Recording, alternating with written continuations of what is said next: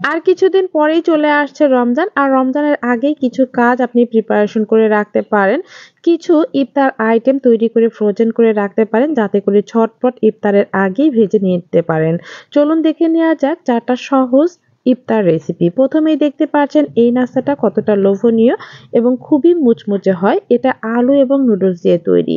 খুবই সহজ, অল্প উপকরণ দিয়েই তৈরি করে নিতে পারবেন। প্রথমে এখানে ২ টো আলু নিয়েছি, সিদ্ধ আলু।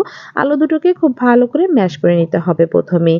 এরপরে এর মধ্যে দিয়ে দিচ্ছি আমি পেঁয়াজ কুচি, কাঁচামরিচ কুচি, ধনেপাতা কুচি, স্বাদমতো লবণ, ১/২ চামচ লাল মরিচের গুঁড়া, ১/২ চামচ হলুদ গুঁড়া, ১/২ চামচ ভাজা জিরে গুঁড়া, ১/২ চামচ দিয়েছি আমি চাট মসলা, ১/২ চামচ দিয়েছি জিরে গুঁড়া, ১/২ চামচ আদা ও রসুনের পেস্ট আর ২ চামচ পরিমাণে দিয়েছি আমি চালের গুঁড়ি। সবকিছু খুব ভালো করে একটু মিশিয়ে নিলাম। আর চালের গুঁড়ি না থাকলে অবশ্যই কর্নফ্লাওয়ারটা ব্যবহার করবেন।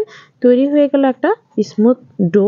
আর এই ডোটা দিয়েই কিন্তু আমি নাস্তাগুলো তৈরি করে নেব। হাতে একটু তেল লাগিয়ে নিয়ে তারপর বোর্ডের উপরে এরকম সমান করে দেখুন রোলের মতো করে হাত দিয়ে একটু চ্যাপ্টা করে নিয়েছি।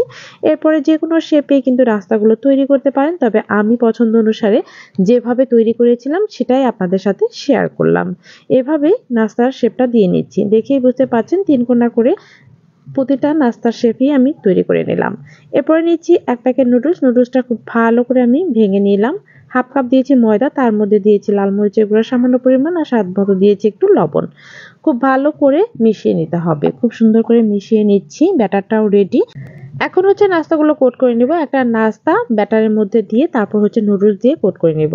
আপনি চাইলে কিন্তু ব্রেড ক্রাম্বস দিয়েও কোট করে নিতে পারেন। তবে আমার কাছে অনেকটাই টেস্টি লেগেছে নুডলস দিয়ে কোট করার কারণে। খুবই মুচমুচে হয়েছিল, খেতেও হয়েছিল অসাধারণ।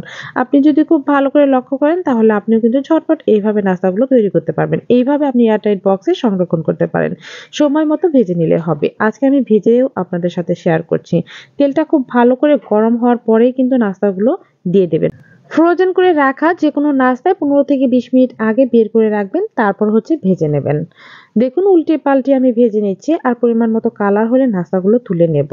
এই নাস্তাগুলো ভাজার সময় অবশ্যই মিডিয়াম হিটে ভেজে নেবেন, তাহলে খুব সুন্দর মতো কুক হতে পারবে এবং উপরের অংশটাও খুবই ক্রিস্পি হবে। উল্টে পাল্টে আমি ভেজে নিলাম। এখন হচ্ছে তেল ঝরিয়ে উঠিয়ে নিচ্ছি। দেখতেই পাচ্ছেন বন্ধুরা, আলু এবং নুডলস দিয়ে কতটা মজার একটা ইফতার আইটেম আমি রেডি করে নিলাম। ইফতারের সময় এই নাস্তাগুলো অনেক ক্রিস্পি থাকে, তাই অবশ্যই ট্রাই করবেন। এর পরবর্তীতে চলে যাচ্ছে আমি একটা কলিজা সিঙ্গারার রেসিপিতে। আপনি যদি চান তাহলে কিন্তু সারা মাস ব্যাপী এই সিঙ্গারাটা অবশ্যই ফ্রোজেন করে রাখতে পারেন। ঝটপট রেসিপিটা শেয়ার করছি। প্রথমে আমি ১.৫ কাপ পরিমাণে ময়দা নিচ্ছি। এর মধ্যে দিয়ে দিচ্ছি স্বাদমতো লবণ আর ৩ টেবিল চামচ পরিমাণে দিয়েছি তেল আর কালো জিরা। সবকিছু হাত দিয়ে খুব ভালো করে মিশিয়ে নিয়ে নরমাল পানি দিয়ে সুন্দর একটা সফট ডো তৈরি করে নিতে হবে প্রথমেই। হাত দিয়ে খুব ভালো করে মুথে এটা রেস্টে রেখে দিলাম ১৫ মিনিটের জন্য। অন্যদিকে ফ্রাই প্যানে সামান্য তেল দিয়ে তার মধ্যে পেঁয়াজ কুচি দিয়ে পেঁয়াজটা খুব ভালো করে নেড়েচেড়ে নিচ্ছি প্রথমেই। এরপরে দিয়ে দেবো আমি আদা রসুনের পেস্ট। ১ চামচ পরিমাণে আদা ও রসুনের পেস্ট দিয়ে খুব ভালো করে নেড়েচেড়ে সামান্য একটু পানি দিয়ে দিলাম। এরপরে দিব স্বাদ মতো লবণ, ১/২ চামচ লাল মরিচের গুঁড়া, হলুদ গুঁড়া, মরিচ গুঁড়া, ধনিয়া গুঁড়া, জিরা গুঁড়া সবকিছু ১/২ চামচ পরিমাণে দিয়ে খুব সুন্দর মতো কষিয়ে নিচ্ছি। খুব সুন্দর মতো কষিয়ে নিলে মসলা তার মধ্যে হচ্ছে কেটে ধুয়ে রাখা কলিজা। এই কলিজাটা অবশ্যই আপনি গরম পানি দিয়ে হালকা একটু ভাপিয়ে নেবেন, তাহলেই দেখবেন কালো অংশটা দূর হয়ে যাবে। খুব সুন্দর মতো পরিষ্কার করে ধুয়ে ছোট ছোট করে পিস করে এরপরে দিয়ে দেবেন। খুব সুন্দর মতো আমি প্রথমে একটু পানি দিয়ে কষিয়ে নিলাম, তারপরে দিয়ে দিচ্ছি বড় একটা সাইজের আলু ছোট ছোট করে কেটে রেখেছিলাম। আর এই আলুটাও আমি হালকা ভাপিয়ে সিদ্ধ করে নিয়েছিলাম। সুন্দর মতো কষিয়ে নিয়ে পরিমাণ মতো পানি দিয়ে দিলাম। সবশেষে একটু গরম মসলা গুঁড়ো অ্যাড করে দিলাম। অন্যদিকে রেস্টে রাখা ময়দার কাছে চলে আসলাম। আবারও খুব ভালো করে একটু মুথে নিলাম। এরপরে হচ্ছে আমি রোল করে নিচ্ছি আর ছোট ছোট করে লেচি কেটে নিচ্ছি। সিঙ্গারা তৈরি করার জন্য ছোট ছোট লেচি কেটে নিতে হবে। একটা ছোট্ট লেচি থেকে ছোট্ট একটা রুটি বেলে নিচ্ছি। একটু লম্বাটে রুটি বেলতে হবে, এতে করে সিঙ্গারা তৈরি করার জন্য খুবই সহজ হবে। আপনারা দেখেই বুঝতে পারছেন লম্বা একটা রুটি আমি বেলে নিচ্ছি। একেবারে মোটাও না আবার একেবারে পাতলাও না, মাঝ বরাবর কেটে নিলাম। আর সিঙ্গারা ভাঁজটা দেখেই বুঝতে পারবেন কতটা সহজভাবে আপনাদের সাথে শেয়ার করেছি। একটু ভেঙে নিয়ে পানি দিয়ে লাগিয়ে নেবেন, তাহলে আর ভাজার সময় খুলে যাবে না। আর পুরটা ভরে দিতে হবে। কলিজার যে পুরটা আমি রেডি করেছিলাম আর চারপাশে পানি দিয়ে লাগিয়ে দিলেই তৈরি হয়ে গেল একটা সিঙ্গারা। আবারও একটা সিঙ্গারা আমি তৈরি করে দেখাচ্ছি। দেখতেই পাচ্ছেন কিভাবে আমি ভাঁজ করছি। এভাবে কোণের মতো করে তার মধ্যে হচ্ছে কলিজার পুরটা দিয়ে দিবেন। কলিজার পুরটা দিয়ে তারপর হচ্ছে চারপাশে পানিটা দিয়ে দিতে হবে, যাতে করে খুব সুন্দর মতো লেগে থাকবে। এটা ভাজার সময় খুলে যাবে না। খুব সুন্দর মতো আমি ভাঁজ করে নিলাম। ব্যাস সিঙ্গারা তৈরি। একদম সহজভাবে সিঙ্গারাটা আমি তৈরি করে নিলাম। আর এভাবে আপনি বক্সে করে সংরক্ষণ করে রেখে দিতে পারেন। আর বাকিগুলো আমি ভেজে দেখাচ্ছি। তেলটা খুব ভালো করে গরম হলে তারপর হচ্ছে সিঙ্গারাগুলো দিয়ে দিলাম। আর সিঙ্গারাটা উল্টিয়ে পাল্টিয়ে ভেজে নিতে হবে। অবশ্যই মিডিয়াম হিটে ভাজবেন, তাহলে দেখবেন সিঙ্গারাটা খুবই ক্রিস্পি হবে। খুব সুন্দর মতো উল্টিয়ে পাল্টে আমি ভেজে নিচ্ছি। আর এগুলো ভাজতে কিন্তু ততটা সময় লাগে না, আমি আবারও বলে দিচ্ছি। ডিপ ফ্রিজে যদি সংরক্ষণ করেন তাহলে 15 থেকে 20 মিনিট আগে বের করে রাখবেন, এরপর হচ্ছে ফ্রাই করে নেবেন। দেখতেই পাচ্ছেন কতটা সুন্দর হয়েছে, বাজারের থেকেও কিন্তু অনেকটা টেস্টি ছিল এই সিঙ্গারাগুলো। তো অবশ্যই ট্রাই করবেন এবং ফ্রোজেন করে রোজার মাসে রেখে দেবেন। এরপরে চলে আসে আমি চিকেন প্যাটিস। চিকেন প্যাটিসটা তৈরি করা যে কতটা সহজ আর খেতে যে কি যে মজা, অনেক মুচমুচে হয় আর অনেক মজাদার। তৈরি করা একদমই সহজ, চলুন দেখে নেওয়া যাক ঝটপট এই রেসিপিটা। প্রথমে হচ্ছে আমি 2 কাপ পরিমাণে ময়দা নিয়েছি আর দিয়েছি স্বাদ মতো লবণ আর তেল। তেলটাও আপনি পরিমাণ মতো দেবেন, হাত দিয়ে যখন দলা পাকিয়ে যাবে তখন বুঝতে হবে তেলের পরিমাণটা একদম ঠিক আছে। এরপরে ঠান্ডা পানি দিয়ে আমি একটা সফট ডো তৈরি করে নেব। অবশ্যই এটা কিন্তু সফট একটা কাঁঠালো ডো হতে হবে। এরপর হচ্ছে বুকের 1 পিস মাংস নিয়েছি, লবণ দিয়ে পানি দিয়ে সিদ্ধ হতে দিয়েছি। অবশ্যই হাড় ছাড়া মাংস নেবেন, সিদ্ধ করে নিয়েছি। অন্যদিকে আমি পেঁয়াজ দিয়েছি তেলের মধ্যে। পেঁয়াজটা খুব লাল লাল হয়ে গেলে আদা রসুন পেস্ট দিয়েছি 1 চামচ পরিমাণে। তারপর হচ্ছে গুঁড়া মশলা দিয়ে দিয়েছি, লবণ দিয়েছি। গুঁড়া মশলার মধ্যে ছিল লাল মরিচের গুঁড়া, হলুদ গুঁড়া, ধনিয়া গুঁড়া, জিরা গুঁড়া। খুব সুন্দর মতো কষিয়ে নিয়ে তারপর হচ্ছে দিয়ে দিচ্ছি চিকেন। চিকেনটা আমি কাঁটা চামচ দিয়ে ছড়িয়ে ছড়িয়ে নিয়েছিলাম। ছোট ছোট করে কেটেও দিতে পারেন। তারপর হচ্ছে খুব সুন্দর মতো আমি কষিয়ে নিয়ে পরিমাণ মতো পানি দিয়ে দিয়েছি। পানিটা দিয়ে একটু সময় নিয়ে রান্নাটা করে নেবেন। দেখতেই পাচ্ছেন আমার পুরটা একদম রেডি।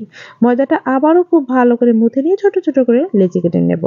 অন্যদিকে কর্নফ্লাওয়ার নিয়েছি 2 চামচ আর এর মধ্যে দিয়েছি তেল। তেলটা দিয়ে খুব সুন্দর মতো দেখুন আমি একটা ব্যাটার রেডি করে নিয়েছি। এটা কিন্তু আমার প্যাটিস তৈরিতে কাজে দেবে। আর এখন ছোট ছোট লেচি করে নিয়ে একদম পাতলা পাতলা রুটি বেলে নিতে হবে। সবগুলো আমার রুটি বেলা হয়ে গিয়েছে। একটা রুটির উপরে যে তেলের মিশ্রণটা দিয়েছিলাম সেই তেলের মিশ্রণটা দিয়ে তার উপর হচ্ছে ময়দা ছিটিয়ে দিয়ে সবগুলোই শীট দিয়ে দিতে হবে। একে একে দেখুন সবগুলো শীটই কিন্তু আমি দিয়ে দিচ্ছি কিভাবে। তারপর হচ্ছে রোল করে নিতে হবে। আপনি যে তেলের মিশ্রণটা দিয়ে লেয়ার টু লেয়ার দিয়েছেন রুটি, এর কারণে কিন্তু এর সুন্দর একটা ভাঁজ হবে প্যাটিস তৈরি করার জন্য। সবগুলো রুটি এরকম গোল গোল করে ঘুরিয়ে রোলের মতো করে তারপর হচ্ছে আমি কেটে নিয়েছি। আর দেখতেই পাচ্ছেন কতগুলো লেয়ার যুক্ত হয়েছে। আর এভাবে কিন্তু প্যাটিস তৈরি করলে খুবই ক্রিস্পি হবে এবং লেয়ার যুক্ত হওয়ার কারণে এগুলো অনেক মুচমুচে থাকবে। একটা ছোট্ট লেচি নিয়ে আরো ছোট্ট একটা রুটি আমি প্রথমেই বেলে নিচ্ছি। ছোট একটা রুটি আমার বেলা হয়ে গিয়েছে। খুব পাতলা করে আমি বেলে নিয়েছিলাম। চারপাশে 4 কোনা করে কেটে নিয়েছি। আর এক পাশে হচ্ছে পুরটা দিয়ে দিয়েছি। মাংসের যে পুরটা আমি রেডি করেছিলাম, মাংসের পুরটা এক পাশে দিয়ে অন্য পাশে হচ্ছে লাগিয়ে দেবেন। আঙুল দিয়ে খুব চেপে চেপে লাগিয়ে দেবেন যাতে করে এগুলো খুলে না যায়। আরো একটা আমি তৈরি করে দেখাচ্ছি কিভাবে আমি তৈরি করলাম। খুবই সহজ, ছোট্ট একটা রুটি বেলে চারপাশ হচ্ছে কেটে নিতে হবে। এরপরে এক পাশে হচ্ছে পুরটা দিয়ে দেবেন। আপনি যত বেশি পুরটা দিবেন খেতে ততটা বেশি ভালো লাগবে। পুরটা দিয়ে তারপর হচ্ছে আমি এই পাশে হাত দিয়ে খুব ভালো করে চেপে চেপে লাগিয়ে দিচ্ছি। তৈরি হয়ে গেল আমার চিকেন প্যাটিস। আর এভাবে তৈরি করে আপনি কিন্তু এয়ারটাইট বক্সে সংরক্ষণ করবেন। যখন সময় হবে তখন ভেজে খেয়ে নিলেই হবে। আমি ভেজেও শেয়ার করছি। এগুলো ভীষণ ক্রিসপি। এগুলো আর আমার বলার নেই। আপনি অবশ্যই তৈরি করবেন আর তৈরি করার পরে দেখবেন যে এগুলো কতটা মুচমুচে হয় এবং কতটা খেতে টেস্টি হয়। উল্টিয়ে পাল্টিয়ে ভেজে নেবেন। অবশ্যই মিডিয়াম হিটে ভাজলে এগুলো বেশি ক্রিসপি হবে। আর এই প্যাটিসগুলো কিন্তু তৈরি করলে আপনি 5 থেকে 6 ঘন্টা মতো ক্রিসপি থাকে। দেখুন তৈরি হয়ে গেল আমার মজাদার চিকেন প্যাটিস। এগুলো খেতে হয় ভীষণ মজা, তৈরি করাও একদমই সহজ। এরপরে চলে আসছে আমি আলু ও ডিমের কাবাব রেসিপি। খুবই সহজ এবং খুবই মজার একটা কাবাব আমি রেডি করেছি। আর এটা কিন্তু সসের সাথে খেতে ভীষণ ভালো লাগে। প্রথমে দুটো আলুকে আমি সিদ্ধ করে নিয়েছি আর আলু দুটোকে খুব সুন্দর মতো ম্যাশ করে নিতে হবে। এরপরে দিয়ে দিচ্ছি পেঁয়াজ কুচি, একটা টমেটো কুচি, পরিমাণ মতো কাঁচামরিচ কুচি। এখানে দিয়েছি আমি ধনেপাতা কুচি, চাট মসলা হাফ চামচ পরিমাণে দিলাম আমি, লাল মরিচের গুঁড়া হাফ চামচ পরিমাণে দিয়েছি, আদা রসুনের পেস্ট, একটা গাজর আমি গ্রেট করে দিয়েছি, ভাজা জিরে গুঁড়ো দিয়েছিলাম আর হচ্ছে একটা ডিমও গ্রেট করে নিচ্ছি। আপনি চাইলে এখানে 2টো ডিমও ব্যবহার করতে পারেন। খুব সুন্দর মতো উপকরণগুলো আমি মাখিয়ে নিচ্ছি প্রথমেই। এরপর হচ্ছে আমি এর মধ্যে অ্যাড করব 2 চামচ পরিমাণে কর্নফ্লাওয়ার। আপনি চাইলে এখানে চালের গুঁড়িটাও ব্যবহার করতে পারেন, তবে কর্নফ্লাওয়ারটা বাইন্ডিং এর কাজ করে। এরপর হচ্ছে আমি কাঠি নিয়েছি। আপনি কিন্তু যে কোনোভাবেই কিন্তু এই কাবাবগুলো তৈরি করতে পারেন। আজকে আমি সাসলিকের যে কাঠিটা পাওয়া যায় সেই কাঠির মধ্যে হচ্ছে এভাবে তৈরি করে নিচ্ছি। দেখুন কিভাবে আমি তৈরি করছি, খুবই সহজ আর এইভাবে তৈরি করলে দেখতে যেমন লোভনীয় লাগে, খেতেও লাগে অসাধারণ। এভাবে সবগুলো কাবাব আমি রেডি করেছি। আপনি চাইলে এভাবে সংরক্ষণ করতে পারেন। আবার কোটিং করার পরেও সংরক্ষণ করতে পারবেন। 1/2 কাপ ময়দা নিয়েছি, স্বাদমতো লবণ দিয়েছি, পানি দিয়ে গুলিয়ে নিয়েছি আর ব্রেড ক্রাম্ব নিয়েছি। দেখতেই পাচ্ছেন ময়দার মিশ্রণের মধ্যে দিয়ে তারপর হচ্ছে ব্রেড ক্রাম্বে গুঁড়িয়ে কোটিং করে নিচ্ছি। আর এইভাবে কিন্তু সবগুলো নাস্তায় আমি কোট করে রাখবো। আর এই কোটিং অবস্থায় আপনারা কিন্তু এয়ারটাইট বক্সে সংরক্ষণ করে রেখে দিতে পারেন 10 থেকে 15 দিন মতো। সংরক্ষণ করে তারপর হচ্ছে সময় মতো ভেজে নিলেই হবে। অবশ্যই ডিপ ফ্রিজে রেখে দেবেন আর ডিপ ফ্রিজ থেকে 10 থেকে 15 মিনিট আগে বের করে রাখবেন।